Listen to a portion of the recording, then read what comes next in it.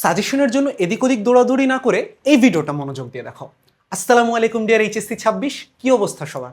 আচ্ছা, কেমন হয় সমাজকর্মের প্রথম পত্রে যদি মাত্র 5টা চ্যাপ্টার কমপ্লিট করে তুমি তোমার A+ এনশিওর করতে পারো? খুবই ভালো হয়, তাই না? তাহলে এই ভিডিওটা মনোযোগ দিয়ে দেখো। তো চলো, তোমাদের জন্য আমরা রেডি করেছি সমাজকর্ম প্রথম পত্রের একটি সুপার সাজেশন, যেখানে মাত্র 5টি চ্যাপ্টার কমপ্লিট করে তুমি তোমার A+ এনশিওর করতে পারছো। তো চলো, আচ্ছা আগে আমরা আমাদের চ্যাপ্টারগুলো একটু দেখি। আমাদের সমাজকর্ম প্রথম পত্রে কি কি চ্যাপ্টারগুলো আছে? চ্যাপ্টারগুলো তোমার সমাজকর্ম প্রকৃতি এবং পরিধি, সমাজকর্ম পেশার ঐতিহাসিক প্রেক্ষাপট, সমাজকর্মের মূল্যবোধ ও নীতিমালা, সমাজকর্ম সম্পর্কিত প্রত্যয়, এরপরে আছে সমাজকর্মের সাথে জ্ঞানের বিভিন্ন শাখা ও পেশার সম্পর্ক। এখন তোমরা আমাকে বলতে পারো, আচ্ছা ভাইয়া সমাজকর্মে তো অনেকগুলো চ্যাপ্টার আছে, তাহলে জাস্ট এই 5টা চ্যাপ্টারই কেন? আবার প্রত্যেকটা চ্যাপ্টারের পাশে 1, 2, 1 বা 2, 1 এসবের মানেই বাকি।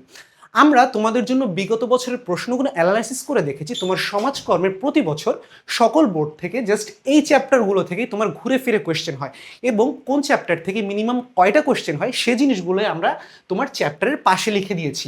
অর্থাৎ দেখা যাচ্ছে তোমার প্রতি বছর বোর্ড কোয়েশ্চেনে সমাজকর্ম প্রথম পত্রে তোমার এই সমাজকর্ম প্রকৃতি ও পরিধি থেকে তোমার মিনিমাম একটা করে সিকিউ কোয়েশ্চেন থাকে। তারপরে তোমার পেশার ঐতিহাসিক প্রেক্ষাপট, এইখান থেকে তোমার মিনিমাম 2টো করে সিকিউ কোয়েশ্চেন থাকে।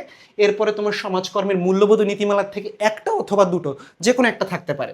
এরপরে তোমার সমাজকর্ম সম্পর্কিত প্রত্যয় থেকে মিনিমাম একটা সিকিউ থাকছে। এরপর সমাজকর্মের সাথে জ্ঞানের বিভিন্ন শাখা এবং পেশার সম্পর্ক, এই চ্যাপ্টার থেকেও তোমার মিনিমাম একটা সিকিউ থাকছে। তাহলে আমরা হিসাব করি, একটা, 3টে, 4টে, 5টা, 6টা, এখানে যদি তুমি 2টা ধরো তাহলে 7টা। অর্থাৎ তোমাকে কিন্তু 11টা সিকিউ থেকে 7টা সিকিউর অ্যান্সার দিতে হচ্ছে। তাহলে তুমি যদি আগে থেকেই তোমার অধ্যায়গুলোকে তুমি টার্গেট করে রাখো, তাহলে কিন্তু তোমার জন্য ভালো একটা রেজাল্ট করা খুবই সহজ।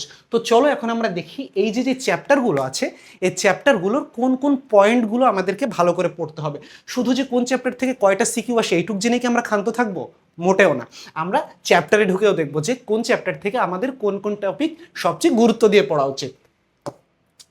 এবার আসো, আমরা তোমার সমাজকর্ম প্রথম পত্রের আমাদের যে অধ্যায়টা ছিল সমাজকর্মের প্রকৃতি এবং পরিধি, এই চ্যাপ্টারের তোমার সবচেয়ে গুরুত্বপূর্ণ 2টো পয়েন্ট তোমার সমাজকর্মের ধারণা এবং সমাজকর্মের গুরুত্ব ও শিক্ষার প্রয়োজনীয়তা। অর্থাৎ তোমার সমাজকর্মের প্রথম পত্রের প্রথম অধ্যায়ের এই যে সমাজকর্মের প্রকৃতি এবং পরিধি, এই চ্যাপ্টার থেকে তোমার এই 2টো পয়েন্ট থেকে অলওয়েজ কোয়েশ্চেন আসে, সমাজকর্মের ধারণা এবং এর গুরুত্ব ও শিক্ষার প্রয়োজনীয়তা।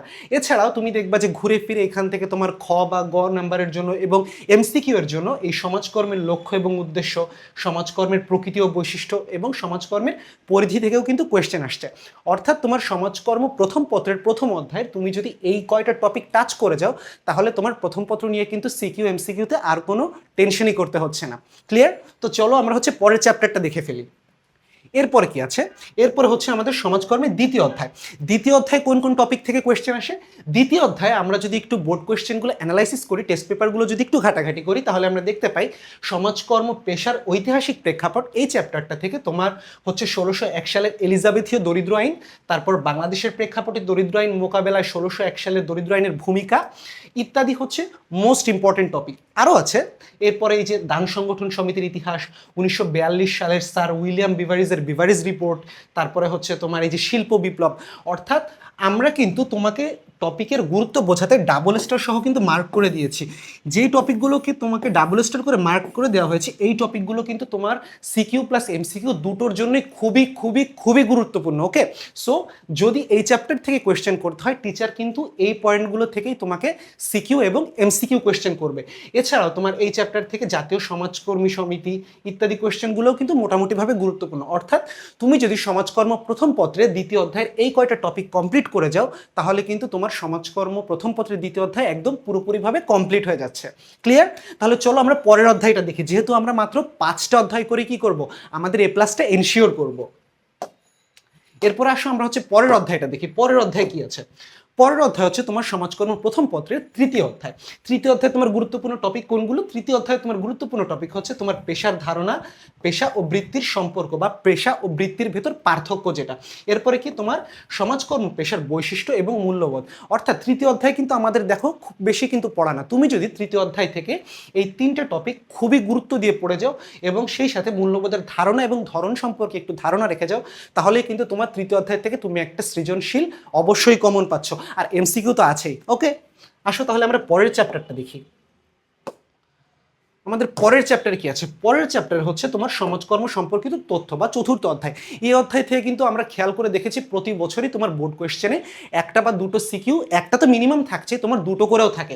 সেক্ষেত্রে তোমার হচ্ছে চতুর্থ অধ্যায়ে তোমার জাকাত, ধর্মগোলা, সরাইখানা, দেবোত্তর, তারপরে বাইতুল মাল, ওয়াকফ, এতিমখানা ইত্যাদি কিন্তু খুবই খুবই গুরুত্বপূর্ণ।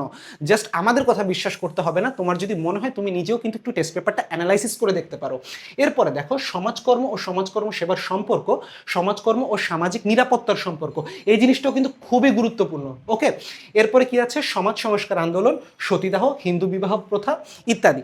এখান থেকেও কিন্তু তোমার কোয়েশ্চেন আসে। বেসিক্যালি দেখা যায় যে এই চ্যাপ্টার থেকে যদি তোমার দুটো সিকিউ কোয়েশ্চেন করা হয়, সেক্ষেত্রে একটা সিকিউ আসে হচ্ছে এই দুটো পয়েন্টের যে কোনো একটা থেকে, আরেকটা সিকিউ আসে হচ্ছে তোমার দেখা যায় সতীদাহ বা হিন্দু বিবাহ বা হিন্দু বিধবা বিবাহ যেটা, সেটা থেকে। অর্থাৎ তুমি যদি চতুর্থ অধ্যায়টার এই পয়েন্টগুলো একটু গুরুত্ব সহকারে মনোযোগ দিয়ে পড়ে যাও, সেক্ষেত্রে কিন্তু তোমার এইখান থেকে সিকিউ এবং এমসিকিউ কমন পাওয়ার সম্ভাবনা শতভাগ। ওকে, তাহলে আসো আমরা হচ্ছে আজকে আমাদের লাস্ট চ্যাপ্টারটা দেখি, অর্থাৎ পঞ্চম চ্যাপ্টার। এই চ্যাপ্টারটায় কি কি আছে আমাদের বা কি কি পড়তে হবে? এই পঞ্চম চ্যাপ্টারে তোমার সমাজকর্মের সাথে জ্ঞানের বিভিন্ন শাখার সম্পর্ক ও পেশার সম্পর্ক। এই চ্যাপ্টার থেকে তুমি হচ্ছে সমাজকর্ম এবং মনোবিজ্ঞান, পৌরনীতি, সুশাসন, সমাজকর্মের সাথে মনোবিজ্ঞান, পৌরনীতি, সুশাসনের যে সম্পর্কটা, অর্থাৎ এই পয়েন্টটা। এরপর হচ্ছে তোমার সমাজকর্ম, অর্থনীতি এবং জনবিজ্ঞান, এই দুটো জিনিস তোমাকে খুব ভালোভাবে দেখে যেতে হবে, একদম তোমার পুরোপুরি আয়ত্তে থাকতে হবে। এরপরে কি আছে? তোমার সমাজকর্ম ও নৃবিজ্ঞান, তারপরে হচ্ছে তোমার সমাজকর্ম ও চিকিৎসা, আইন বা পেশার মধ্যে সম্পর্ক। এরপরে কি আছে? এরপরে আছে তোমার সমাজকর্ম, সাংবাদিকতা এবং জ্ঞানের বিভিন্ন শাখা। এই পয়েন্টগুলোও কিন্তু ইম্পর্টেন্ট। এখন দেখো, তোমাদের মনে করো আমরা হচ্ছে চ্যাপ্টারে যে যে জিনিসগুলো মেনশন করিনি সেগুলো কি লেস ইম্পর্টেন্ট? সেগুলো কিন্তু মোটেও লেস ইম্পর্টেন্ট না। তোমাকে ভালো রেজাল্ট করতে হলে অবশ্যই পুরো বইটা তোমাকে পড়তে হবে। পুরো বই বলতে এখন তুমি যদি বলো ভাই আমি 5টা চ্যাপ্টারই পড়বো, ঠিক আছে ফাইন, তুমি পড়তে পারো, বাট 5টা চ্যাপ্টার কিন্তু তোমাকে পুরো ভালোভাবে পড়তে হবে। এবং আমাদের এই সাজেশন অনুযায়ী যে যে পয়েন্টগুলো তোমাদেরকে আমরা মেনশন করে দিচ্ছি, এই পয়েন্টগুলোকে তোমাদেরকে সবচেয়ে বেশি গুরুত্ব দিয়ে পড়তে হবে। তাহলে আমরা কিন্তু তোমাদেরকে প্রমাণসহ দেখিয়ে দিয়েছি যে কোন অধ্যায় থেকে কতগুলো সিকিউ কোয়েশ্চেন আসে এবং কোন অধ্যায়ের কোন কোন টপিকগুলো ইম্পর্টেন্ট। এখন তুমি যদি এই চ্যাপ্টারগুলো ভালোভাবে করো, তাহলে কিন্তু তোমার এ প্লাস পাওয়া খুবই সহজ হয়ে যাচ্ছে। ওকে, তো এতক্ষণ তো তোমাকে বলে দিলাম যে হচ্ছে তোমাকে কিভাবে পড়তে হবে বা কোন কোন সিকিউ আসবে, তোমার কোন কোন পয়েন্টগুলো পড়তে হবে। আচ্ছা, কেমন হয় যদি তোমাকে আমি এমন একটি কোর্সের সাথে পরিচয় করিয়ে দিই, যেই কোর্সে তোমার হচ্ছে বিগত সালের টেস্ট পেপার সলভ করা হয়ে যাবে, তোমার যত বোর্ড কোয়েশ্চেন আছে সেগুলো অ্যানালাইসিস করা হয়ে যাবে? কেমন হয়, তাই না? খুব ভালো হয়। আসো তাহলে আমি তোমাকে একটা কোর্স দেখাই। এই দেখো, আই এডুকেশন তোমাদের জন্য নিয়ে এসে হচ্ছে টেস্ট পরবর্তী ফাইনাল রিভিশন এবং টেস্ট পেপার সলিউশন ব্যাচ। এইখানে তোমরা কি কি পাচ্ছ? এইখানে তোমরা পাচ্ছ বাংলার জন্য 40টা, ইংলিশের জন্য 40টা, আইসিটির জন্য 40টা, অর্থনীতির জন্য 40টা সহ তোমার মানবিকের যে গ্রুপ সাবজেক্টগুলো আছে, তুমি স্পেশালি খেয়াল করে দেখবে যুক্তিবিদ্যা, ভূগোল, সমাজবিজ্ঞান, ইতিহাস, সমাজকর্ম, মনোবিজ্ঞান, কৃষি শিক্ষা, গার্হস্থ্য বিজ্ঞানের মতো সাবজেক্টও। বাংলাদেশের কয়টা এডটেক প্ল্যাটফর্ম তোমাকে তোমার মানবিকের সকল গ্রুপ সাবজেক্ট প্রোভাইড করছে আমার জানা নেই, কিন্তু আই এডুকেশনই তোমাদের জন্য প্রথমবারের মতো নিয়ে এসেছে হচ্ছে কি তোমার টেস্ট পেপার পরবর্তী ফাইনাল রিভিশন এবং টেস্ট পেপার সলিউশন ব্যাচ। এছাড়াও তুমি বিজ্ঞান বিভাগের যদি হয়ে থাকো, সেক্ষেত্রে তোমার জন্য রয়েছে বাংলার জন্য, ইংলিশের জন্য এবং আইসিটির জন্য 40টা, এবং তোমার পদার্থবিজ্ঞান, রসায়ন, জীববিজ্ঞান এবং উচ্চতর গণিতের জন্য 15টি করে লাইভ ক্লাস। তাহলে এর দেরি কেন? যেহেতু পরীক্ষার সামনে, সব পরীক্ষার প্রস্তুতিকে পূর্ণাঙ্গভাবে ঝালাই করে নিতে আজই আমাদের কোর্সে এনরোল হয়ে তুমিও শুরু করে দাও তোমার রেজাল্ট যুদ্ধ। দেখা হচ্ছে তোমাদের সাথে রেজাল্ট পরবর্তী সময়। আসসালামু আলাইকুম।